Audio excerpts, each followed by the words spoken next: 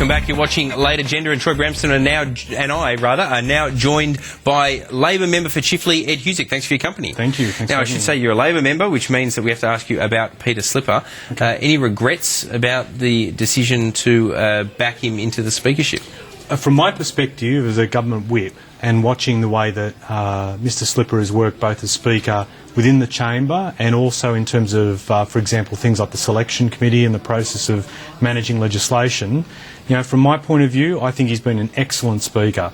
He has, a lot of people have seen the way question time has been transformed as a result of him basically... Come on, seriously. As a result... Seriously. So what, you're saying that question time is not... No. You're saying question time is not amazed. run... He's been a good speaker, but, you know, Jeffrey Dahmer might be a good parking attendant. I wouldn't be putting him in charge of my cars. That's a little unfair to Mr Slipper, and we should stress these are only allegations. No. But at the end of the day, the point is what people do in their extracurricular activities, if they get proven to be inappropriate, particularly as a politician, as a government under the pump, it's tough. Well, you asked me a question about what I thought of him, and I've said that you asked me the question, has he been a good choice? And as Speaker, he has performed his role, and he's performed it well. Now, he's got other issues that he said, I'll step aside and deal with these other issues. And he may well be cleared of these. He may well be cleared of these. So, but from my point of view, I think in terms of the way when you look at question time, he's been even-handed and made sure that the House runs smoothly through question time, and I think partly that's one of the big motivators from the opposition's perspective, apart from the fact that he's changed sides, is the fact that he's running things so well on the floor of the House. And today I happen to be reading House of Representatives Practice, which I recommend to our viewers. You are a crazy guy. But in the House of Representatives Practice, which is basically the guide to the conventions and procedures of Parliament, it says that the individual who holds the position of Speaker, their personal character is important to upholding the integrity of the office. Great preparation. Let me just commend this before you've even finished asking it. The individual is important to upholding the integrity of the office and therefore the sanctity of Parliament. Now, do you think that if the allegations against Peter Slipper are substantiated and proven correct, then that is something that has to go into his capacity to perform the role as Speaker? But how many bridges do we need to cross between now and then, Troy? I mean, the thing is that you're inviting me to then start a whole process of hypotheticals, which I'm just not going to go through here. You know, I'm quite clear, as a lot of people have been, that he's made the right decision to step aside so that the allegations themselves in jurisdictions get dealt with and tested and move on. So from my point of view, he's done the right thing. A lot of other people agree. Can I ask you, though, this is an important question because there seems to be an effort being made both by Peter Slipper in his statement and by some of the comments coming out of the government to differentiate between what happens in relation to the cab charges, because that may have criminal implications, versus what happens in the civil matter in relation to sexual harassments. If the civil matter finds against the Commonwealth and therefore ipso facto against Peter Slipper, is that reason for him not to come back as Speaker? Well, my understanding in terms of civil matters is a number of MPs, But this is a bit different. It's a bit more grubby if he does get found. Well, but you asked me a question, should he? I mean, you look at the way that others have dealt with the issue in terms of civil matters, and they've stayed within the Parliament. We just have to wait and see what happens in terms of the hypotheticals. I'm not, as I said earlier, I'm not entertaining, and I'm not going to go into hypotheticals here. But having said that, in terms of the opposition, I think there's just been blazing hypocrisy from them in terms of the way that they've gone for Peter Slipper, and particularly tonight where Tony Abbott has said, well, we've been in the process of deselecting him. Well, no, Tony Abbott was actually in the process of trying to defend Peter Slipper against the tactics that were being run by the LNP organisation in Queensland. Well, there were suggestions to that effect, weren't there, that he was actually trying to find a way, perhaps, to save Peter Slipper from a challenge by someone like Mal Brough in order to preserve the coalition numbers in the Parliament. And you saw a thread of that argument go out into the wash when Peter Slipper decided to resign from the LNP, and there was this view being expressed that the Leader's Office had tried to save Peter Slipper, and Peter Slipper himself has said, in the presence of Brian Loughnane, that Tony Abbott assured him of support for his pre-selection. So, we've got Trampoline Tony trying to do a backflip on this, saying that in effect,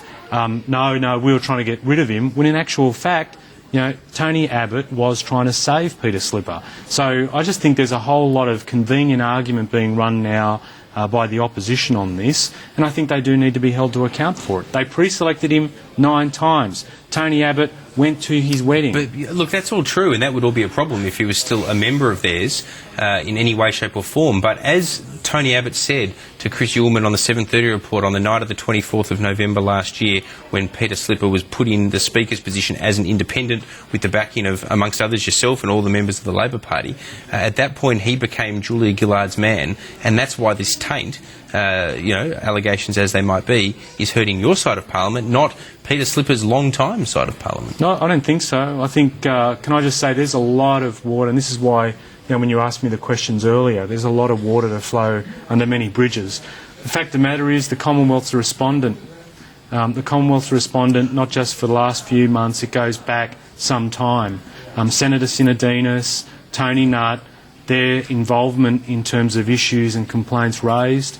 As the process of this matter unfolds in a legal sense, how far do you subpoena in terms of documents? How far do you go back? Does Senator Sinodinos have to hand up his notebooks? Does Tony Nutt, now Chief of Staff, I think, to Ted Baillieu, Premier Baillieu, does he hand up his notebooks and then get subpoenaed to appear in court to answer any of the allegations raised? I mean, this is the stuff that's raised in the allegations. That's why I'm saying there's a lot of water to flow under a lot of bridges on this. In terms of water flowing under bridges, there seems to be a tidal wave of hostility against the government. This seems to be just the latest of many problems that the government has faced, tanking in the opinion polls for a long period of time. We could talk about this as being a rough patch, but basically Julia Gillard's been in a rough patch since she became Prime Minister. What kind of feedback do you get about how the Labor Party as a brand and as an organisation is travelling from your local Labor Party members and supporters in your electorate? Well, there's no doubt it's been a very rough trot. We've had an uphill battle, largely because we've had in many cases, a fear campaign being run, particularly in relation to what we're doing with respect to carbon pricing, and then trying to basically unpick that fear campaign and assure people. And that's why I think we're going to see, and Peter's previously questioned me on this, I think over the period of the next few months, we'll see a lot of the myths debunked about this, and people won't see that this is the ogre that's being made out. But if you could, but it has been. Well, you've asked in terms of responding to your question though.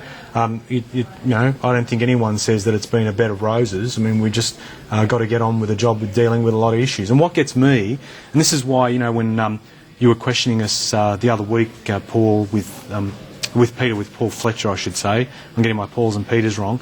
Why I won't give credit to the Libs about their time in government in terms of as economic managers. I mean, we had a whole lot of legacy issues, underspend on health, underspend on education, infrastructure, capacity constraints that the Reserve Bank was complaining about was going to be an issue for us. These have been not dealt with, swept under the carpet. We try to deal with a stack of different issues, and it's hard going as a reformist government. All right, we're almost out of time, but I want to ask you one final question. Away from all of this now, there was a report in the Daily Telegraph today about you raising something completely out of left field. You've got a concern about IT and the cost of it in Australia versus overseas. Now, this is obviously a micro issue, but I understand from some of your comments that it's something that your constituents raised with you. What is the issue here, as quickly as you can? Well, effectively, in some cases, people are paying up to 80% more just for downloading software here, small businesses, for example. Is it different software? Why does it cost so much more? Well, I mean, this has been part of the problem, is that the companies themselves have failed to come forward and say this is how we price. I mean, today Adobe released a whole stack of software packages that small businesses use that are massively overpriced compared to what businesses overseas would be paying. And why is that? Is it the same software, it just costs more here? Are there tariffs? Are there barriers? And they've effectively, what their argument is that this is something that consumers are prepared to bear here. And so what I've been, and certainly raised with Communications Minister Steve Conroy, is the need for, given that the company's been unresponsive, to basically force some sunlight on the issue and get an explanation as to why that's the case, because it has been a big burden to business. All right, well, we might ask you more about that if Conroy ends up heeding some of your words, but we are out of time on this particular program. Ed Husic, Labor member for Chifley, thanks for joining us on Late Agenda. Thanks, and Troy Bramston, once again, thanks for your company as well. I'll see you on Friday for Contrarians. Thank you. Thank you for joining us. This is the last episode of Late Agenda that I'll be hosting. Helen Dally will be back in the chair next Monday night. There's no showdown tomorrow night because the hacking scandal continues, and we'll be broadcasting from the UK in relation to that. I'll see you again on Friday.